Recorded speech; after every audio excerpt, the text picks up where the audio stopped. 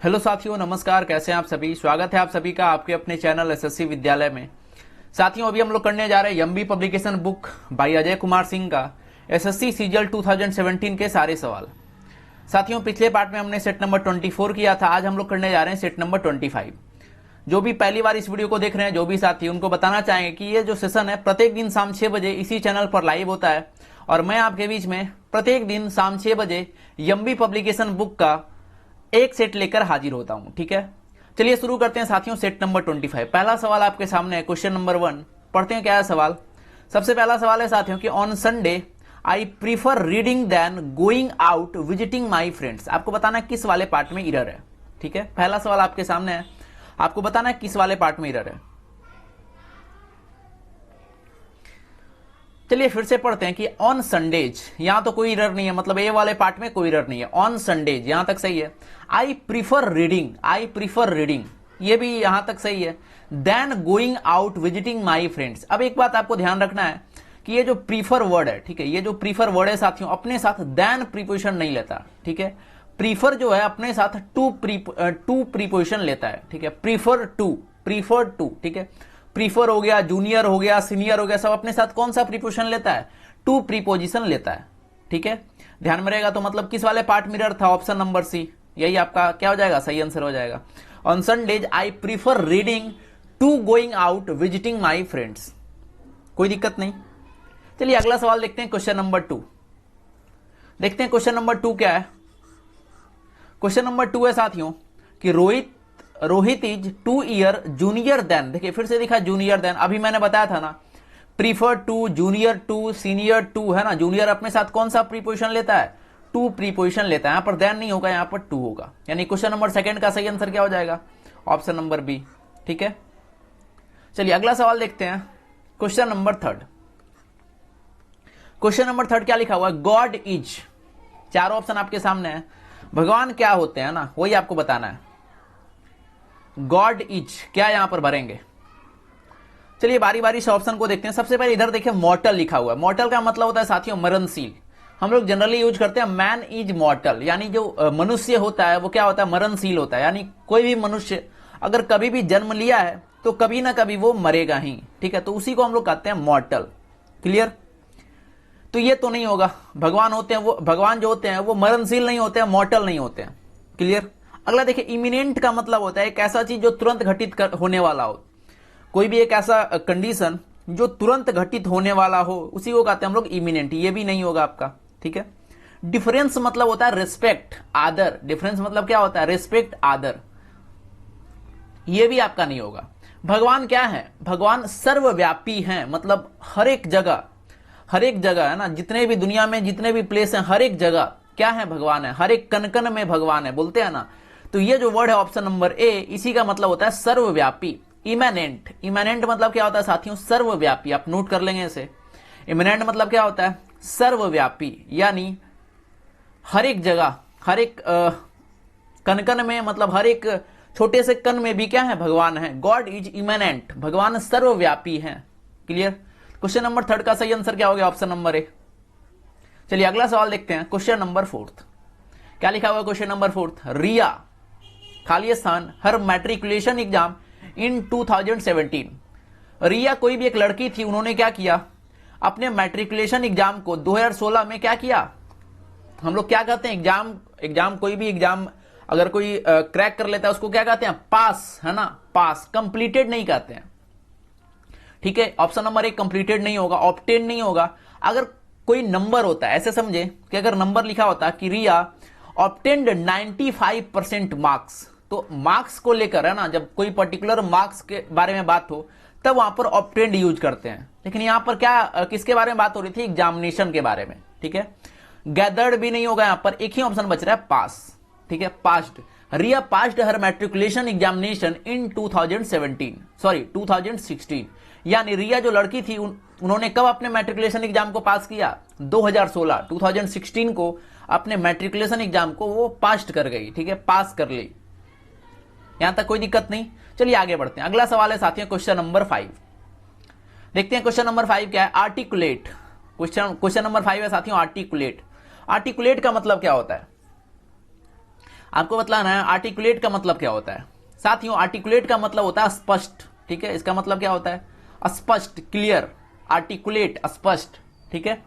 चलिए बारी बारी से ऑप्शन देखते हैं। ऑप्शन नंबर ए है साथियों डोमिनेट, किसी पर डोमिनेट करना, किसी पर हावी होना, ये इसका सिनोनिम्स नहीं होगा। ऑप्शन नंबर सी है हेल्पर्स, ये भी नहीं होगा। अनस्टडी, ये भी नहीं होगा। अनस्टडी मतलब क्या होता है अस्थिर, है ना, बोलते हैं ना अनस्टडी, स्टडी मतलब अस्थिर, अनस्टडी मतलब क्या हो गया अस्थिर, ठीक है, क्लियर, ये भी आपका नहीं होगा। डिस्टिंक्ट मतलब भी होता है साथियों स्पष्ट, डिस्टिंक्ट मतलब क्या होता है, इसका मतलब भी होता है स्पष्ट, क्लियर, ठीक है। तो क्वेश्चन नंबर 5 का सही आंसर क्या हो जाएगा, ऑप्शन नंबर बी। चलिए क्वेश्चन नंबर 6 का आंसर आपको बताना है, बहुत आसान वर्ड है एसेंड, इसका आंसर आप सभी को बताना है, जल्दी से इसका आंसर बताएं। क्वेश्चन नंबर 6 एसेंड, एसेंड मतलब क्या होता है साथियों, आपने बचपन में पढ़ा होगा असेंडिंग एंड डिसेंडिंग ऑर्डर। तो असेंडिंग में जो वर्ड होता है एसेंड, एसेंड से ही बना है साथियों असेंडिंग, ठीक है। एसेंड मतलब क्या होता है, मैं याद दिलाता हूं, असेंडिंग ऑर्डर क्या होता था कि छोटे से बड़े की तरफ मूव करिए, असेंडिंग ऑर्डर मतलब बढ़ते क्रम में, है ना, असेंडिंग ऑर्डर बढ़ते क्रम में, तो उसी से यह बना है एसेंड वर्ड, है ना। एसेंड मतलब क्या होता है धीरे धीरे ऊपर बढ़ते चलना, है ना, धीरे धीरे ऊपर बढ़ते चलना, यानी क्लाइंब, क्लाइंब मतलब क्या होता है चढ़ना, ऊपर की ओर चढ़ना, क्लाइंब। तो यही क्या होगा, इसका सही आंसर होगा ऑप्शन नंबर बी, क्लियर, कोई दिक्कत नहीं। चलिए देखते हैं बाकी ऑप्शंस को भी देख लेते हैं। ले के बारे में मैंने आपको पहले ही बताया था, ले मतलब होता है किसी वस्तु को कहीं पर रखना, या फिर एक और ले का मतलब होता है, क्या होता है ले का मतलब, ले का मतलब होता है अंडा देना, ठीक है। ले का मतलब, ले का यूज हम लोग अंडा देने के सेंस में भी करते हैं, ठीक है। वीकेंड कमजोर करना, वाइड मतलब होता है जगह, खाली स्पेस, ठीक है। ऐसे समझे कि एक बॉक्स है, इसमें हमने क्या किया, एक यहां पर सर्कल, एक यहां पर स्फीयर डाला, तो ये जो यहां पर, यहां जो खाली स्थान बचा, यहां जो खाली स्थान बचा, ठीक है, यहां इसी को हम लोग कहते हैं वाइड। वाइड मतलब होता है खाली स्पेस, है ना। क्वेश्चन नंबर 6 का सही आंसर क्या हो गया था साथियों, option number B, climb, ascend ऊपर चढ़ना, क्लाइंब ऊपर चढ़ना, ठीक है। चलिए आगे बढ़ते हैं। अगला है साथियों word opposite in meaning, word opposite in meaning यानी एंटोनिम्स आपको बतलाने हैं। Word opposite in meaning, antonyms. चलिए सबसे पहला वर्ड क्या है आपका, वैगिस, सबसे पहला वर्ड क्या है वैगिस। देखते हैं वैगिस का मतलब क्या होता है साथियों। वैगिस का मतलब होता है मजाकिया, वैगिस का मतलब क्या होता है, वैगिस का मतलब होता है मजाकिया, आप नोट करेंगे इसे, वैगिस का मतलब क्या होता है मजाकिया,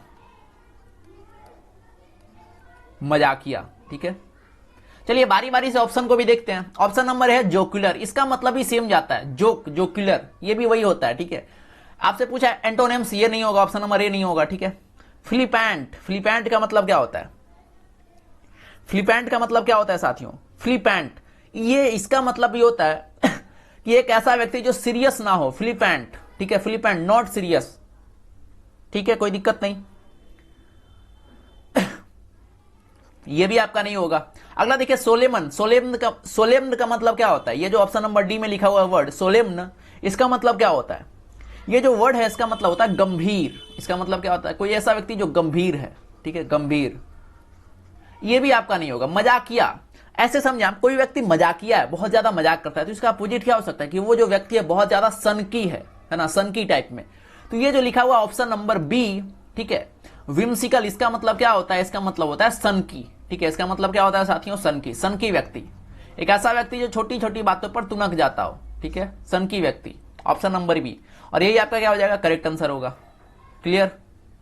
चलिए आगे बढ़ते हैं। अगला है क्वेश्चन नंबर 8, बताना आंसर आपको, क्वेश्चन नंबर 8 का सही आंसर क्या होगा, क्वेश्चन नंबर 8 आंसर बताइए, क्या लिखा हुआ क्वेश्चन नंबर 8 में, डिस्क्रेट, क्वेश्चन नंबर 8 में क्या लिखा हुआ साथियों, डिस्क्रेट, इसका मतलब क्या होता है, डिस्क्रेट का मतलब क्या होता है साथियों, इसका मतलब होता है अपवित्र, इसका मतलब क्या होता है अपवित्र, ठीक है, डिस्क्रेट का मतलब क्या होता है अपवित्र, अपवित्र, ठीक है, डिस्क्रेट। ऑप्शन देखते हैं। प्रोफेन का मतलब ये होता है अपवित्र, आपसे क्या पूछा गया अपोजिट इन मीनिंग, ये नहीं होगा, प्रोफेन का मतलब क्या होता है अपवित्र, ठीक है। चलिए और ऑप्शन देखते हैं। अब देखिए यहां पर लिखा हुआ बी फाउल, बी फाउल का मतलब क्या होता है, इसका मतलब होता है गंदा करना, ठीक है, इसका मतलब बी फाउल का मतलब क्या होता है गंदा करना, ये भी आपका नहीं होगा, ठीक है। डिफाइल, डिफाइल का मतलब ये होता है अपवित्र, डिफाइल का मतलब क्या होता है अपवित्र, ये भी सिनोनिम्स में चला गया, ये भी सिनोनिम्स, ये भी सिनोनिम्स। लेकिन आपसे पूछा गया था एंटोनिम्स बताइए, तो सैंक्टिफाई मतलब होता है पवित्र करना, सैंक्टिफाई का मतलब क्या होता है पवित्र करना, सैंक्टिफाई, ठीक है। तो यही इसका क्या हो जाएगा क्वेश्चन नंबर 8 का ए सही आंसर हो जाएगा, क्लियर साथियों। चलिए आगे बढ़ते हैं। अगला साथियों इडियम्स एंड फ्रेजेज। अगला क्या है? Idioms and phrases. सबसे पहला सवाल है विल ओ द विश। देखिए विल ओ द विश्व का सही मतलब क्या होता है, इसका एग्जैक्ट मीनिंग क्या होता है मैं बताता हूं आपको। देखिए विल ओ द विश्व का मतलब होता है, अगर एग्जैक्ट मतलब जानना है आपको तो इसका मतलब होता है कि कोई भी एक ऐसा किरदार, कोई भी एक ऐसा चीज जो अपने स्वरूप से भ्रम की स्थिति पैदा कर दे, ठीक है, इल्यूजन क्रिएट करे, विल ओ द विश्व, ठीक है, उसी को हम लोग कहते हैं। लेकिन ऑप्शन पढ़िए आप चारों में से तो कोई भी आपको इल्यूजन वाला ऑप्शन नहीं मिलेगा, ठीक है। ये आपका 2000 CGL 2017 में सवाल पूछा गया था और इसका मतलब होता है साथियों कि एक ऐसा चीज, व्यक्ति, वस्तु, कुछ भी हो सकता है जो अपने स्वरूप से इल्यूजन पैदा करे। लेकिन जब यह सवाल पूछा गया था तो चारों ऑप्शन में से कोई भी इल्यूजन वाला था नहीं, ठीक है। तब क्या होगा, चलिए ऑप्शन इलिमिनेट करते हैं। ऑप्शन नंबर डी लिखा हुआ है एक्सेप्ट और लीव द ऑफर। कोई ऑफर को एक्सेप्ट करना या लीव करना, ये तो नहीं होगा, है ना। अगला टू स्पेंड रेकलेसली, ये भी नहीं होना, है ना। टू स्पेंड रेकलेसली ये भी नहीं होगा, ठीक है, क्लियर। अगला to keep off an unwanted and undesirable person, कोई भी अनडिजायरेबल या फिर अनवांटेड पर्सन को दूर रखना, कीप ऑफ, ठीक है, ये भी नहीं होगा, है ना। अगला क्या बचा? Something that is impossible to get और अचीव, एक ऐसा चीज जिसे प्राप्त करना मुश्किल हो, ठीक है, डिफिकल्ट हो, इम्पॉसिबल हो, ना के बराबर हो। साथियों ये एग्जैक्ट आंसर तो नहीं था लेकिन आंसर के करीब करीब था। मैंने क्या कहा, इसका मतलब क्या होता है कि एक ऐसा चीज जो अपने स्वरूप पर इल्यूजन क्रिएट करे, यानी उसको अचीव करना मुश्किल हो जाए, ठीक है। अगर आप ऐसे समझे कि आपका जो एम है अगर वो क्लियर रूप से आपको नहीं दिखे तो आपका एम, आप जो एम को अचीव करना चाहते हैं वो मुश्किल हो जाएगा, है ना। तो ये जो आंसर ऑप्शन नंबर ए था ये पूछा गया था CGL 2017 में और इसमें एग्जैक्ट आंसर चारों में से कोई था ही नहीं, है ना। तो जब भी इडियम्स में आपको चारों में से कोई भी एग्जैक्ट आंसर नहीं आते हैं, ठीक है, नहीं होता है, तो आपको उसके नियर अबाउट जाना है, मतलब कौन सा आंसर ऐसा है, कौन सा ऑप्शन ऐसा है जो बिल्कुल उसके नजदीक जा रहा है, ठीक है। चलिए आगे बढ़ते हैं। अगला साथियों क्वेश्चन नंबर 10 क्या लिखा हुआ है? क्वेश्चन नंबर 10 लिखा हुआ है to go through fire and water. To go through fire and water, पढ़ते हैं ऑप्शन को। टू स्कॉल्ड समवन, किसी को डांटना, ये नहीं होगा, ठीक है। टू एक्ट विदाउट रिस्ट्रेंथ, ये भी नहीं होगा। समथिंग विच हर्ट्स, ये भी नहीं होगा। To experience many dangers in order to achieve something, किसी भी चीज को प्राप्त करने में आप हर तरह की कठिनाइयों का सामना कर लिए। टू गो थ्रो, है ना, गो थ्रो होना किससे? फायर से भी, आग से भी और पानी से भी, मतलब हर अंडर ऑल सर्कमस्टांसेस आप लक्ष्य को अचीव करने के लिए, किसी भी चीज को अचीव करने के लिए आपने हर तरह के डेंजर्स को, खतरे को क्या किया? हर तरह के डेंजर्स का सामना किया। Option number B is right answer, ठीक है। क्वेश्चन नंबर 10 का सही आंसर क्या हो जाएगा? Option number B. चलिए आगे बढ़ते हैं। अगला सवाल है क्वेश्चन नंबर 11, इंप्रूव करना है, ठीक है, सेंटेंस इंप्रूवमेंट, इंप्रूव करना है। We do not agree on certain things. We do not agree on certain things, क्या होगा इसका मतलब? अब देखिए एग्री ऑन, मैं यहां पर जो भी ऑप्शन लिखेगा सबका मतलब बताता हूं, आपको खुद से ही करना है, ठीक है। देखिए सबसे ज्यादा कंफ्यूजन होता है एग्री ऑन और एग्री टू में, सबसे ज्यादा कंफ्यूजन होता है एग्री ऑन एग्री टू में।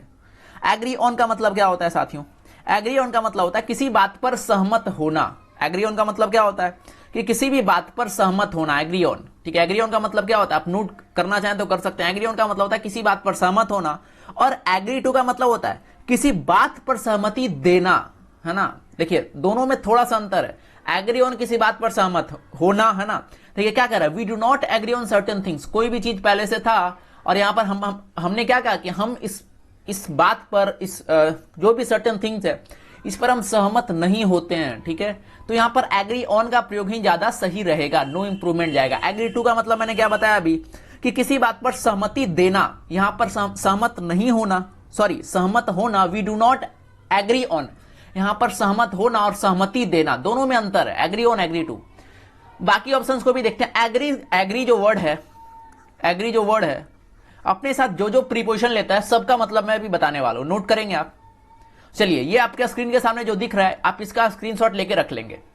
यहां पर एग्री जो वर्ड है, ठीक है, एग्री के साथ हम लोग क्या क्या यूज करते हैं सारा यहां पर लिखा हुआ है। एग्री विद, एग्री के साथ विद का प्रयोग कब करेंगे? एग्री विद अ पर्सन, किसी पर्सन के साथ अगर हमें यूज करना हो तो एग्री का प्रयोग हम लोग एग्री विद, एग्री के साथ विद का प्रयोग करेंगे, ठीक है। Agree with a person, example देखिए, एवरीवन एग्रीज विद मी, प्रत्येक लोग क्या थे? हमसे सहमत थे। एवरीवन एग्रीज विद मी, ठीक है। अगला देखिए, एग्री विद, एग्री विद का प्रयोग अभी मैंने क्या बताया? कोई भी व्यक्ति के साथ, लेकिन सिर्फ व्यक्ति के साथ नहीं होता है। एग्री विद का प्रयोग सिर्फ और सिर्फ व्यक्ति के साथ ऐसा नहीं कर सकते हम लोग। एग्री विद का प्रयोग कोई भी स्टेटमेंट के साथ, एग्री विद का प्रयोग कोई भी स्टेटमेंट या फिर आइडिया या फिर ओपिनियन के साथ भी होता है, ठीक है। एग्री विद का प्रयोग कोई भी स्टेटमेंट, आइडिया या फिर ओपिनियन के साथ भी हम लोग कर सकते हैं। जैसे एग्जांपल देखिए, क्या लिखा हुआ है? I agree with his perspective, ठीक है। I agree with his perspective, तो यहां पर एग्री के साथ विद का प्रयोग, हमने यहां पर कोई पर्सन था नहीं, लेकिन क्या था? यहां पर एक आइडिया था, वहां किसी भी व्यक्ति का ओपिनियन था, ठीक है, पर्सपेक्टिव था, तो वहां भी हम एग्री के साथ विद का प्रयोग कर सकते हैं, ठीक है। क्लियर? चलिए नीचे देखिए, एग्री के साथ ऑन या फिर अबाउट, एग्री ऑन या फिर अबाउट, तो एग्री के साथ ऑन या फिर एग्री के साथ अबाउट का प्रयोग कब करेंगे? तो कोई भी टॉपिक के बारे में हो, जैसे यहां देखें सर्टेन थिंग्स, तो यहां पर एग्री ऑन भी हो सकता था, एग्री अबाउट भी हो सकता था। तो बहुत लोगों के मन में डाउट क्रिएट होगा कि यहां अबाउट तो था, तो ऑप्शन नंबर, यहां पर ऑप्शन नंबर बी भी जा सकता था, है ना। लेकिन आपको ध्यान ये रखना है साथियों कि जो पहले सवाल ऑलरेडी लिखा हुआ है, ठीक है, उसमें हमें आप ऐसे समझे कि कोई एक व्यक्ति किसी कंपनी में काम कर रहा है, ठीक है, और वो व्यक्ति उस पद के लिए सुटेबल है, वो पहले से काम कर रहा है। कोई दूसरा व्यक्ति गया उसी कंपनी में, दोनों का मेरिट जो है बिल्कुल सेम है, और उसी पद के लिए गया काम करने के लिए, तो कंपनी वाला क्या करेगा? इस व्यक्ति को निकाल देगा, इस व्यक्ति को निकालकर इस व्यक्ति को एंट्री देगा क्या? नहीं देगा ना, क्योंकि पहले से ऑलरेडी जो व्यक्ति है उससे काम चल जा रहा है, तो नए व्यक्ति को एंट्री क्यों देगा? तो एग्री ऑन ऑलरेडी लिखा हुआ, तो हम इसमें इंप्रूवमेंट क्यों करें? नो इंप्रूवमेंट जाएंगे, है ना। क्लियर? ये क्लियर हो गया, agree on, agree about. We agree on the best course of action, यहाँ पे एग्जाम्पल था। अगला, एग्री के साथ डेट का प्रयोग भी हम लोग करते हैं, ठीक है। Agree that something is true या फिर रॉन्ग, ठीक है। they agree that an apology is necessary, they agree that an apology is necessary। तो मैं क्या कर रहा हूं, सारा एग्री के साथ जो जो प्रीपोजिशन यूज होता है मैं सारा कुछ बताता जा रहा हूं। अगर आपने ये सब कुछ नहीं पढ़ा है, ठीक है, अगर मैं मानकर ये चल रहा हूं कि आपने ये जितना भी चीज मैं बता रहा हूं आपने कुछ भी नहीं पढ़ा, ठीक है, तो आपको पढ़ने की जरूरत भी नहीं है। क्लियर? अब पढ़ने की जरूरत भी नहीं है, आप सिर्फ क्वेश्चन प्रैक्टिस करें हमारे साथ साथ, बीच में जितना भी कॉन्सेप्ट आने वाला है सारा कॉन्सेप्ट मैं बताते जा रहा हूं, ठीक है। एग्री के साथ टू, एग्री के साथ टू का प्रयोग कब करेंगे? सी एग्रीड, जब भी कोई समथिंग होगा, कोई भी वस्तु, she agreed to help me study for the test, ठीक है। तो एग्री के साथ विद का प्रयोग हमने बताया, विद, ऑन, अबाउट, दैट और टू, ठीक है। ये सब एग्री के साथ प्रीपोजिशन का यूज है। क्लियर? इसका आप स्क्रीनशॉट लेके रख लेंगे या फिर इसको आप चाहें तो नोट भी कर सकते हैं। चलिए जल्दी से इसका आप स्क्रीनशॉट ले लें। चलिए आगे बढ़ते हैं। अगला सवाल है क्वेश्चन नंबर 12। इसका आंसर क्या होगा? था ऑप्शन नंबर डी, ठीक है। अगला साथियों क्वेश्चन नंबर 12 क्या है लिखा हुआ, देखते हैं, पढ़ते हैं। There are two pens here and either right, ये वाला पार्ट को आपको इंप्रूव करना है। सबसे पहली बात, एंड के पहले क्या है? प्रेजेंट इंडेफिनिट, तो आगे भी वही जाएगा, आइदर राइट। तो देखिए यहां होना चाहिए हैव रिटन, तो होगा नहीं, प्रेजेंट इंडेफिनिट होना चाहिए, रोट होगा नहीं, ये भी गलत हो गया। अब यहां पर कंफ्यूजन ये होगा कि आइदर के साथ राइट का प्रयोग करेंगे या फिर आइदर के साथ राइट्स का प्रयोग करें। अब ध्यान से समझिए, आइदर जो वर्ड है वो सिंगुलर है या प्लूरल है? आइदर मतलब क्या? कोई भी एक, है ना। आइदर, या तो आइदर और का मतलब क्या होता है? या तो ये या तो वो, है ना। आइदर राम और श्याम का मतलब क्या हुआ? या तो राम होगा या तो श्याम होगा, कोई एक ही व्यक्ति, यानी इसके साथ हमें V5 का प्रयोग करना होगा, ठीक है। Either rights, option number C is right answer. Clear? आगे बढ़ते हैं। अगला वन वर्ड सब्स्टिट्यूशन, आपको बताना है क्वेश्चन नंबर 13 का क्या होगा सही answer. A strong blast of winds, a strong blast of, इसका मतलब क्या हुआ? इसका मतलब क्या हुआ? तेज तूफान, है ना। तूफान का जो तेज झोंका, हवा का तेज झोंका होता है, उसको हम लोग क्या कहते हैं? तेज तूफान भी कह सकते हैं आप। बारी बारी से ऑप्शन को देखते हैं। ऑप्शन नंबर ए क्या लिखा हुआ है? इम्प्लोजन। ऑप्शन नंबर ए लिखा हुआ है इम्प्लोजन। इम्प्लोजन का मतलब क्या होता है साथियों? विविधता, है ना। इम्प्लोजन का मतलब क्या होता है? विविधता, है ना। बहुत तरह के, अलग अलग प्रकार के, भांति भांति प्रकार के, विविधता, उसी को कहते हैं, ठीक है, इम्प्लोजन। ट्रिकल, ट्रिकल का मतलब क्या होता है? ट्रिकल, ट्रिकल मतलब होता है बूंद बूंद टपकना, ट्रिकल। मेंटल मतलब मंत्र होता है, यहां पर गस्ट आंसर हो जाएगा। गस्ट मतलब क्या होता है? हवा का तेज झोंका, गस्ट, हवा का तेज झोंका, ठीक है, इसी को हम लोग कहते हैं गस्ट। क्लियर? चलिए अगला देखते हैं। अगला है phobia of dogs. Phobia of dogs, dog का फोबिया किसे कहते हैं? Option number A ailurophobia, cynophobia, batrachophobia, haemophobia. क्या होगा आंसर? ओरोफोबिया। बारी बारी से ऑप्शन को देखते हैं, आप नोट भी करते चलेंगे।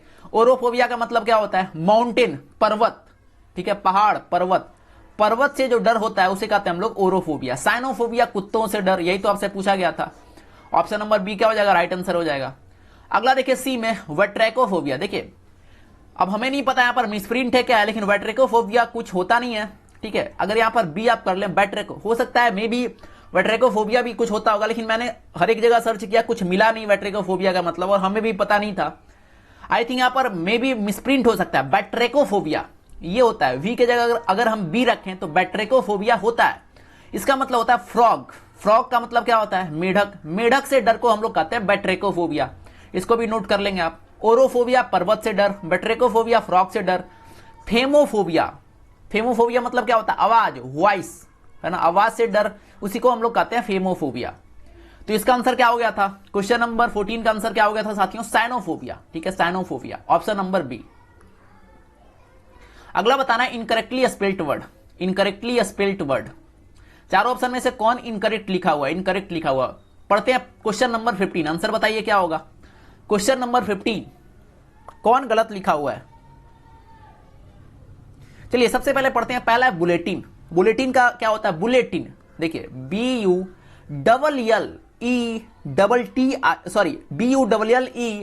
BULLETIN, यहां पर क्या लिखा हुआ था? यहां पर डबल टी कर दिया गया था, जबकि बुलेटिन होता है, यानी डबल यल का प्रयोग करेंगे और टी होगा जो एक ही टी आएगा, मतलब यही आपका आंसर हो गया। यहां पर गलत लिखा हुआ था, ठीक है, option number A is right. चलिए और भी देखते हैं। बैराज, ये सही है आपका। बैराज मतलब क्या होता है? आपने सुना है हरिके बैराज कहां है, इंदिरा गांधी बैराज कहां है, ये सब क्या है? बैराज मतलब क्या होता है? बांध। आप नोट करेंगे बैराज मतलब क्या होता है? बांध, ठीक है, बांध। बैराज मतलब क्या हो गया साथियों? बांध। अगला बुयंट मतलब क्या होता है? आपने पढ़ा होगा, फिजिक्स में पढ़ा होगा, तो बुयंसी पढ़ा होगा, जो जमीन जो सॉरी पानी के अंदर से जो बल लगता है, उत्प्लावन बल, उसी को हम लोग क्या कहते हैं? बुयंसी कहते हैं। तो ये जो वर्ड लिखा हुआ है बुएंट, इसका मतलब होता है कोई भी वस्तु अगर तैर रहा है तो उसको हम लोग बोलेंगे बुएंट, ठीक है। बिगिनर, शुरुआत करने वाला, बिगिनर, ठीक है। तो सही आंसर क्या होगा क्वेश्चन नंबर 15 का? ऑप्शन नंबर ए। क्लियर? चलिए क्वेश्चन नंबर 16 का आंसर आपको बताना है। क्वेश्चन नंबर 16 का आंसर आपको बताना है। मैं टाइम दे रहा हूं, जल्दी से आंसर बताएं। क्वेश्चन नंबर 16, क्वेश्चन नंबर 16 का आंसर बताइए।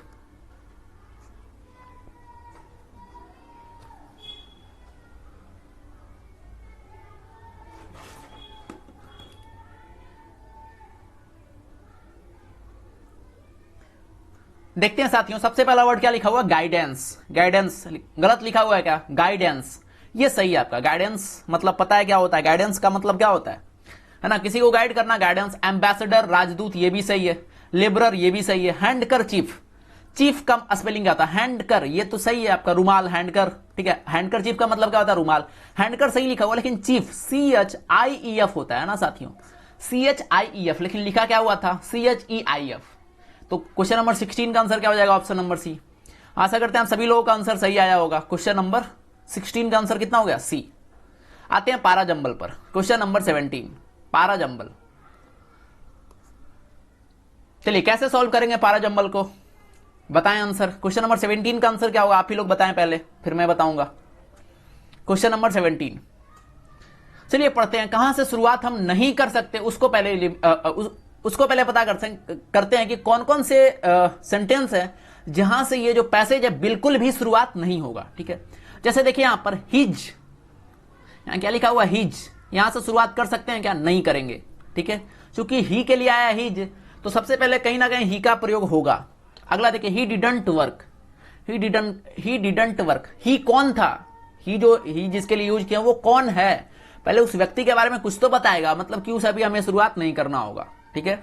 अगला देखिए, पी और यस दो में कंफ्यूजन हुआ। He was a poor man, वो एक गरीब आदमी था, लेकिन उससे पहले बताएगा ना उसका स्ट्रक्चर के बारे में, भाई कैसा था। यस से भी शुरुआत हमें नहीं करना होगा, ठीक है। क्या, कहां से शुरुआत करेंगे?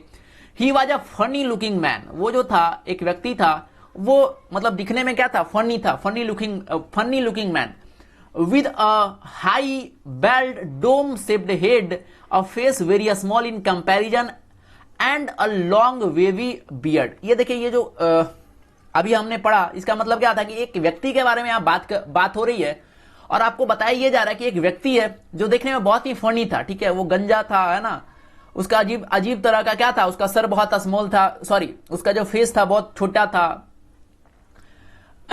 तो ये एक व्यक्ति के बारे में बात हो रही है, मतलब ये तो फिक्स पता चल गया हमें कि शुरुआत जब भी करेंगे पैसेज का तो ये पी से ही करेंगे, ठीक है, इस पैसेज की शुरुआत पी से ही होना चाहिए, चूंकि जिस व्यक्ति के बारे में बात हो रही है, ठीक है, ही डिडंट वर्क, तो इसके जिसके भी जो भी लाइन आप पढ़ेंगे तो जिसके बारे में बात हो रही है उसका जो इंट्रोडक्शन था, उसका जो इंट्रो था ऑप्शन ये पी वाले सेंटेंस में दिया हुआ था। यानी एक बात हमें पता चल गई पक्के से कि पी से ही हमें शुरुआत करना होगा, पी से हमें शुरुआत करना होगा। अब यहां देखें आप, पी से शुरुआत है क्या, नहीं है ना, पी से शुरुआत है क्या, नहीं है, पी से शुरुआत है, नहीं है, option number A is right answer. बिल्कुल इसी अंदाज में आपको एग्जाम में सॉल्व करना है, जरूरी नहीं कि एकदम पूरा कहानी कथा बना ही लिए तब बनाएंगे, तब तो टाइम बीत चुका होगा आपका, है ना, टाइम भी बचाना है, ठीक है।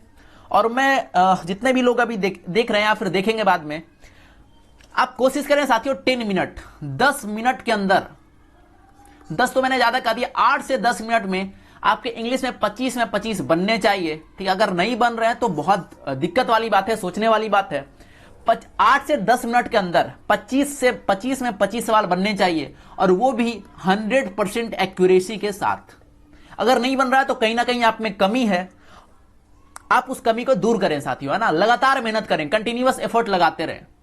और मैं इसी के लिए तो कंटिन्यूअस क्लास ले रहा हूं, है ना, पहले कंटिन्यूअस नहीं होता था, अभी कंटिन्यूअस मैं क्यों कर रहा हूं, ताकि आप भी हमारे साथ करते रहें, आप भी लगातार हमारे साथ एक सेट लगाते रहें, ठीक है। चलिए आगे बढ़ते हैं, अगला क्लोज टेस्ट आपको बताना है। क्वेश्चन नंबर 18 क्या है, ठीक है, लंबा चौड़ा लिखा हुआ है, फिर से पढ़ेंगे क्या, बिल्कुल भी नहीं पढ़ना, है ना, पढ़ना है ही नहीं, डायरेक्टली हमें यह पता करना है कहां से शुरुआत कर सकते हैं, कहां से शुरुआत नहीं करेंगे, और बस इतना ही पता करके हमें क्या करना है, टिक करना है। क्लियर। चलिए, वेन से शुरुआत कर सकते हैं, नहीं करेंगे, ठीक है, वेन से शुरुआत नहीं करेंगे, इवन से भी शुरुआत नहीं करेंगे, दे से भी शुरुआत नहीं करेंगे, वेन इवन दे से 3 चीज से शुरुआत हम लोग नहीं कर सकते। कैसे, देखिए, वेन मतलब कोई कंडीशन के बारे में बता रहा है, तो उससे पहले कुछ ना कुछ कहानी तो आया होगा ना, इवन ये भी नहीं होगा। यानी एक बात हमें यह पता चला साथियों कि शुरुआत हम लोग जहां से करने वाले हैं वो आपका सेंटेंस आर, ठीक है, ओइंग टू। अब देखिए, आप ऑप्शन में देखेंगे तो आर से 2 ऑप्शन है, ऑप्शन नंबर बी भी, ऑप्शन नंबर डी भी, ये दोनों ऑप्शन तो खत्म हो गए। चलिए अब देखिए, आर से अगर हम शुरुआत कर दिए तो उसके बाद हमें यह सोचना है कि कौन सा दो सेंटेंस पेयर बन रहा है। ये तो पता चल गया कि पी क्यू का पेयर बनेगा, दोनों में देखिए पी क्यू एक साथ आएगा। अब हमें देखना है यस पी होगा, यस पी एक साथ आएगा कि नहीं आएगा, यस पी जो है साथियों एक साथ आएगा कि नहीं आएगा, ये हमें देखना है, ठीक है। पढ़ते हैं यस को, और यस को भी पढ़ना है तो एकदम लास्ट वाले में पढ़िए, यहां से आप पढ़े, ठीक है, जहां से मैं हाईलाइट कर रहा हूं वहां से पढ़िएगा। They were given loans and credits to help them buy more and more. देखिए यहां पर लोन देने के बारे में बात हो रही है, मतलब कोई भी व्यक्ति होगा, मैंने पूरा नहीं पढ़ा, हमें कुछ पता भी नहीं है क्या है कहानी, ठीक है, लेकिन मैंने लास्ट वाला लाइन पढ़ा। तो क्यों पढ़ा, ताकि कम टाइम हमें कम लगे, टाइम कम कंज्यूम हो, है ना, जल्द से जल्द आंसर तक हम पहुंच सके। दे वेयर गिवन लोन, कोई भी व्यक्ति के बारे में बात हो रही है, वो क्या कर रहा है, लोन दे रहा है, loans and credit to help them buy more and more. चलिए सबसे पहले यहां से लोन दिया, पी पढ़िए। When all the credit worthy people were given loans to a logical limit they cease to be a part of market. अब देखिए, समझिएगा, रिलेट करिएगा, यहां पर कुछ व्यक्ति को लोन और क्रेडिट क्या किया गया, दिया गया हेल्प के रूप में।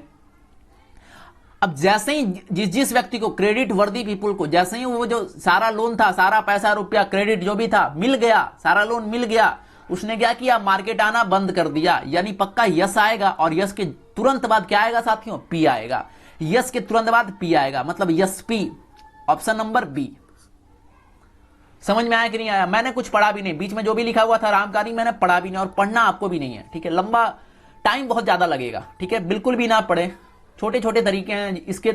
और देखिए, जिनका भी नंबर फुल और तो फुल आता है ना, अगर आप उनसे ईमानदारी से आप पूछे कि कैसे आता है, तो बिल्कुल यही सारे तरीके का वो उपयोग करते हैं। आपको लगता होगा कि वो पूरा पढ़ते हैं पूरा, ये बिल्कुल भी ऐसी बात नहीं है, ठीक है। चलिए अगला क्वेश्चन नंबर 19। क्वेश्चन नंबर 19 क्या है? एक्टिव पैसिव का। एक्टिव पैसिव आपको बताना है आंसर क्या होगा क्वेश्चन नंबर 19 का। क्या लिखा हुआ है?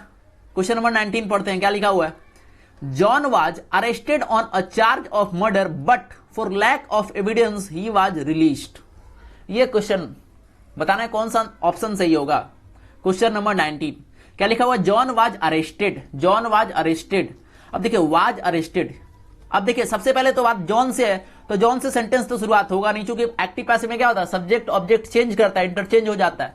ऑप्शन नंबर बी यहां से गया। अगला देखिए ऑप्शन नंबर सी में देखिएगा the police arrested John. Option number ए में द पुलिस अरेस्टेड जॉन, यहां तक तो सही है। डी में देखिए जॉन हैड बीन, ये भी गलत हो गया, जॉन से शुरुआत कर दिया गया। दो ऑप्शन तो यहां पर खत्म हो गए, ठीक है। अब देखिए दोनों में चल रहा है same, the police arrested John, the police arrested John on a charge of murder, on a charge of murder, बिल्कुल इसी तरीके से कंपैरिजन करना है। But for lack of evidence, for lack of evidence released him, he was released. अब ध्यान से देखिए ही वाज रिलीज्ड यहां पर लिखा हुआ है, ही वाज रिलीज्ड, यानी अगर इसका आपको एक्टिव बनाना है तो क्या लिखना पड़ेगा? रिलीज्ड हिम लिखना पड़ेगा, ना कि ही वाज रिलीज्ड। ये तो फिर एज इट इज रह गया ना, मतलब ऑप्शन नंबर सी भी गलत है। इसका सही आंसर क्या होगा? ऑप्शन नंबर ए, ठीक है। समझ में आया कि नहीं आया? चलिए अगला सवाल है नरेशन का, डायरेक्ट इनडायरेक्ट, डायरेक्ट और इनडायरेक्ट स्पीच। चलिए पढ़ते हैं क्या सवाल। ही सेड, क्या लिखा हुआ है साथियों? He said I saw a snake here, he said I saw a snake here. क्या होगा आंसर इसका? He said I saw a snake here, he said I saw a snake here. अब देखिए ही सेड है तो he said that हो जाएगा, ठीक है। आई के बदले ही, आई के बदले ही। अब देखिए यहां देखिए हैड सीन आ गया, हैड सीन, हैड सीन।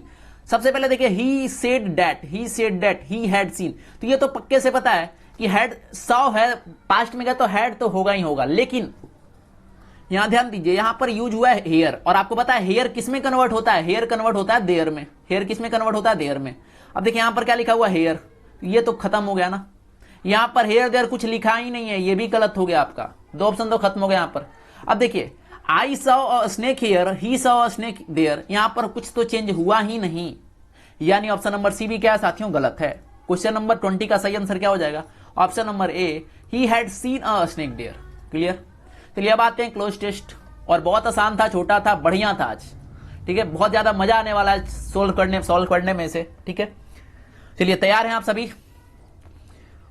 चलिए कुछ सेकंड का मैं टाइम देता हूं, जल्दी से इसको पढ़ें और आइडिया लगाएं कि आखिरकार ये जो पैसेज है किसके बारे में कहना चाह रहा है। जल्दी से पढ़ें, रीड करें इसे।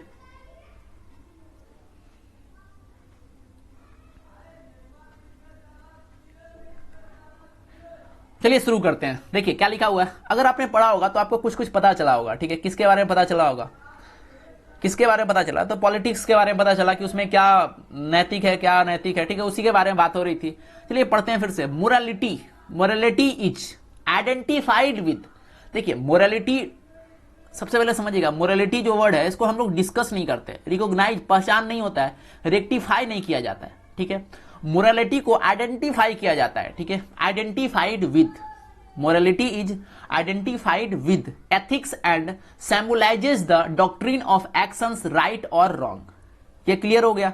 Morality is identified with ethics and symbolizes the doctrine of actions right और रॉन्ग। क्वेश्चन नंबर 21 का ऑप्शन नंबर बी आ गया यहां तक, कोई दिक्कत नहीं, ऑप्शन नंबर बी। आगे पढ़ते हैं। आगे लिखा हुआ है साथियों, politics is the, politics is the, क्या ये क्या है? पॉलिटिक्स है क्या? ये आपको बताना है। पॉलिटिक्स इज द क्या होगा यहां पर? देखिए सबसे पहले बात करते हैं, पॉलिटिक्स कोई सोर्स नहीं है, ऑप्शन इलिमिनेट करते हैं। पॉलिटिक्स कोई सोर्स नहीं है, पॉलिटिक्स कोई कलेक्शन भी नहीं है, पॉलिटिक्स कोई रिक्वायरमेंट भी नहीं है। ऑप्शन को इलिमिनेट करिए, सबसे आसान हो जाएगा। सबसे आसान तरीका होता है ऑप्शन इलिमिनेशन। नोशन, नोशन मतलब क्या होता है? धारणा। पॉलिटिक्स क्या एक धारणा है? किस चीज का धारणा? Politics is the notion. Politics क्या है साथियों? ये एक धारणा है। अब देखिए किस चीज का धारणा है? तो एक्सपेडियंसी, इसका मतलब क्या होता है? सुविधा, सुविधा का। And need not always be, and need not always be क्या? राइट, सही, और हमेशा सही होने की जरूरत नहीं होती है ना। पॉलिटिक्स क्या है?